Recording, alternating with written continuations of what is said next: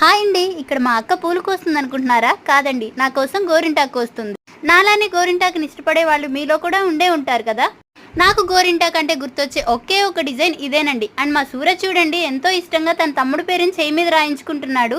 పిల్లలందరికీ అయిపోయిన తర్వాత ఇప్పుడు నన్ను కూర్చోబెట్టి అక్క మెహందీ పెడుతుంది. ఈ హడావుడంతా ఎందుకో చెప్పలేదు కదా. ఈ రోజే మా గుడి ప్రతిష్ఠ చేసిన రోజండి. అందుకోసమనే అక్క నన్ను రెడీ చేస్తుంది. అందరం రెడీ అయిపోయాము. చర్చికి అయితే స్టార్ట్ అయిపోయాము. ఆ చర్చిని కూడా చాలా బ్యూటిఫుల్ గా రెడీ చేశారు కదా.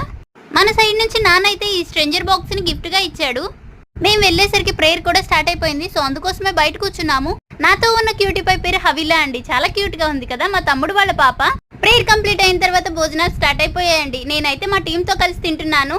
వీళ్ళతో చేసిన చాలా వీడియోస్ నా ఛానల్లో ఉన్నాయి చూడండి. చాలా ఫన్నీగా అనిపిస్తాయి మీకు. అలా మాట్లాడుకుంటూనే ఫుడ్ అయితే కంప్లీట్ చేసాము. సో కొద్దిసేపు టైం స్పెండ్ చేసి చర్చిలో మళ్ళీ రిటర్న్ వెళ్ళిపోయాము. ఇది మా మామయ్య వాళ్ళ జామ చెట్టు అండి. ఎక్కడ చూసినా జంట జామకాయలే కనిపిస్తాయి చూడండి.